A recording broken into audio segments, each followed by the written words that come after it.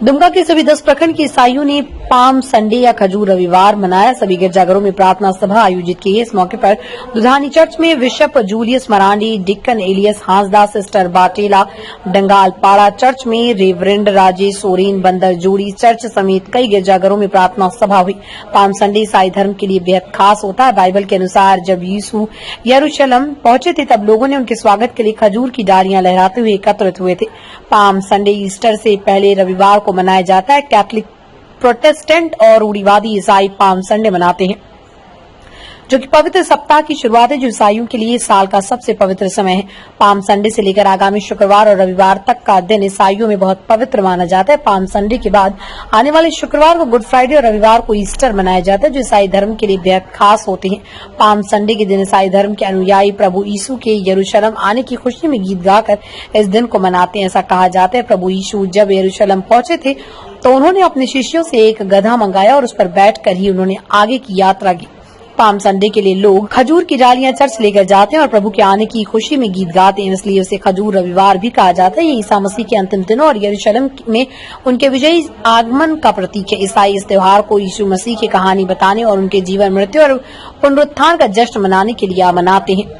Palm Sunday पर church में भीड़ देखने को मिलती है। पाम संडे के दौरान उपयोग की जाने वाली खजूर की पत्तियां का इस्तेमाल बाद में ऐश बुधवार के लिए ईसाइयों के माथे पर लगाने वाली राख के लिए किया जा सकता है।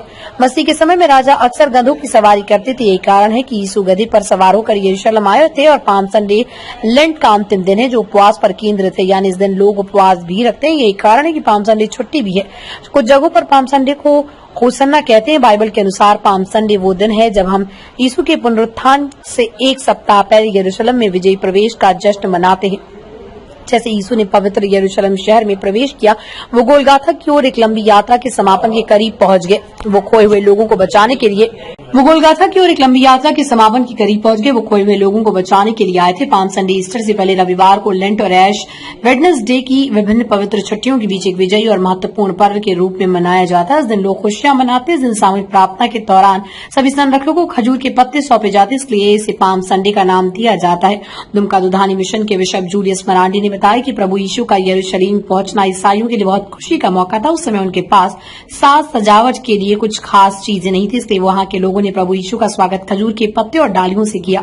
इसलिए उस दिन खजूर रविवार कहा जाता है। पाम संडे के दिन से ही चर्च में प्रभु यीशु की आराधना, भक्ति और गीतों का दौर शुरू हो जाता है, जो कि ईस्टर तक चलता है। खजूर की डालियों की पत्तियों को साल भर के लिए संभाल कर रख दिया जाता है और अगले साल इसे जलाकर इसकी राख बनाई जाती है, जिसका इस्तेमाल ऐश वेडनेसडे या राख बुधवार पर किया जाता है। दुमका से अगस्तीन हिमरम की रिपोर्ट। अड़ी मौज दिन कान गया और जरूरी कान गया अबोआ बाबान चाव कमी रे असोकाते सेलेद होनकी और तीन दिन दो खजूर अठवार को मिताक कना और दुख भोग हार के सासेत अठवार होको मिताक कना।